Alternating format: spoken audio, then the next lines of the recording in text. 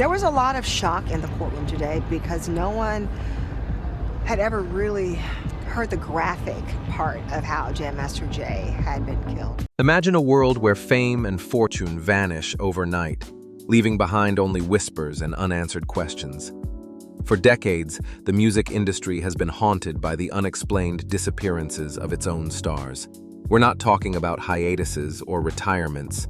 We're talking about artists whose lives were cut off mid-verse, leaving behind cryptic clues, haunting lyrics, and endless speculation. What really happened to these icons? And what dark secrets did they take with them? Real quick, if you're enjoying this video, please take a second to like and subscribe and hit that notification button to get notified whenever a new video drops. And if you're really a fan, your donations would be greatly appreciated. Click on the link in our bio and consider buying us a coffee. Now let's get back into it.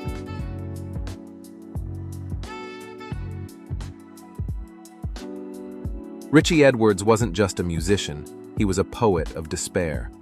Born in Wales in 1967, he joined the Manic Street Preachers and quickly became their creative center, crafting lyrics that mixed politics, pain, and existential dread.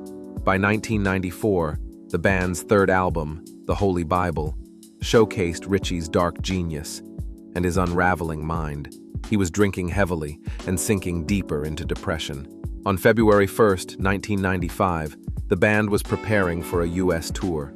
Richey checked out of his London hotel and vanished. No airport records, no sightings, only his car, discovered 2 weeks later near the Severn Bridge, a notorious site.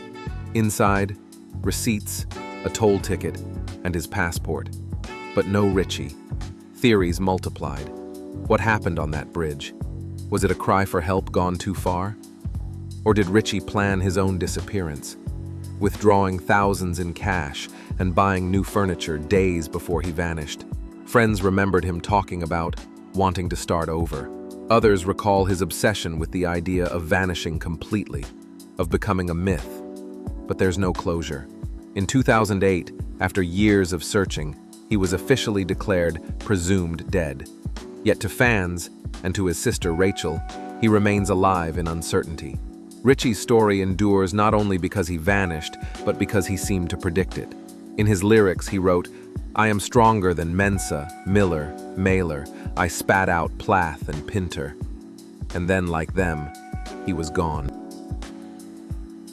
If Richey's disappearance felt poetic, Jim Sullivan's felt cinematic. A folk rock musician from Los Angeles, Jim released a haunting album in 1969 called UFO.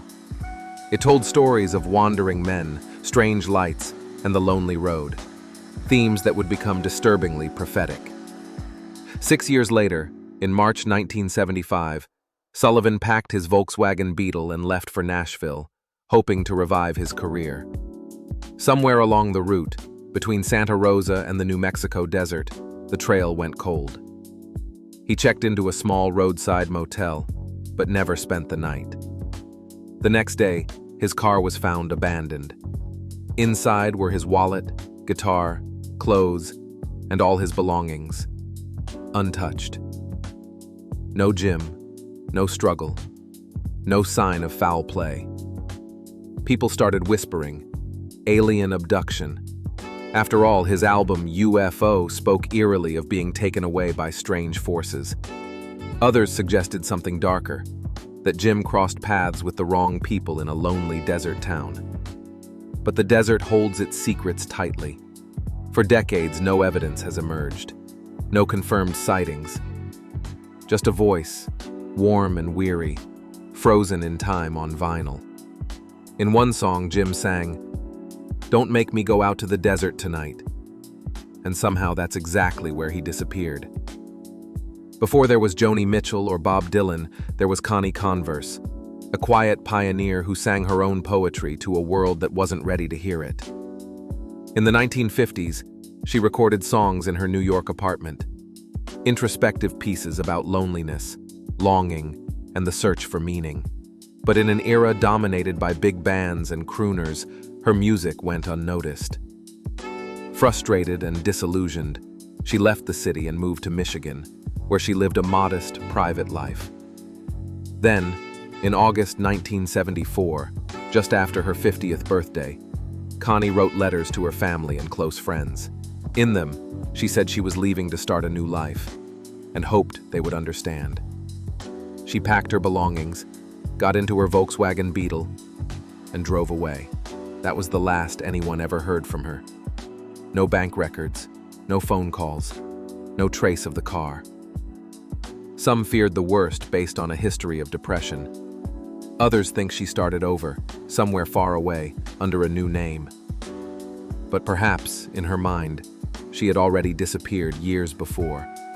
Decades later, her old recordings resurfaced. Critics hailed her as one of the great lost voices of American songwriting. Her lyrics now echo with haunting irony, like her song, "We Lived Alone," where she sings, "How sad, how lovely, how short, how sweet, to see the sunset at the end of the street." Connie's voice, once unheard, is now immortal, but the woman behind it remains missing, forever drifting beyond the last note. Before we continue, remember to leave your thoughts in the comments, and also let us know what kind of videos you'd like to see in the future. Jason Mizell, known worldwide as Jam Master Jay, wasn't just a DJ. He was the architect of a movement. As one-third of Run DMC, Jay helped bring hip-hop from the streets to the global stage. But on October 30th, 2002, inside his own Queens recording studio, that rhythm stopped. Two men entered the studio. Within seconds, shots were fired. Jay didn't make it out with a single bullet ending it all. Witnesses claimed to know nothing. The shooters walked out, leaving behind only silence. The case would go cold for nearly 2 decades. The streets talked, whispers of substance deals, betrayal, and money gone wrong. But no one dared to speak publicly. In 2020, the FBI made arrests. Carl Jordan Jr., Jay's godson, and Ronald Washington, a childhood friend. Prosecutors said greed and revenge drove their actions, linked to a drug dispute. In 2024, both men were convicted. Yet, even with justice served, the story doesn't feel resolved. But years later, his fame was fading, and the money was running out, so he turned to cocaine trafficking, according to prosecutors. His two friends, Carl Jordan and Ronald Washington, were charged with murdering Mizell after they learned that they were about to be cut out of a $200,000 drug deal. What drove a man of Jay's stature, wealth, and influence to become a target in his own creative space? How could someone so loved by the culture be taken in a place meant for creation? Jam Master Jay's shooting remains an open wound in hip-hop, a reminder that fame offers no protection against betrayal. His beats still echo through generations, but the studio where he died stands like a mausoleum, the last note of a song that never got to fade out. So, 4 artists, 4 disappearances, each one different, yet bound by the same haunting silence. Their stories fascinate us because they refuse to end. Each mystery leaves behind a question, a melody unfinished, a ghost in the studio light. We keep listening, hoping the music might reveal what the world could not. And maybe that's why these stories endure. Because even when the artists vanish, their songs never truly do. If you enjoyed this video, leave us a like and remember to subscribe for more.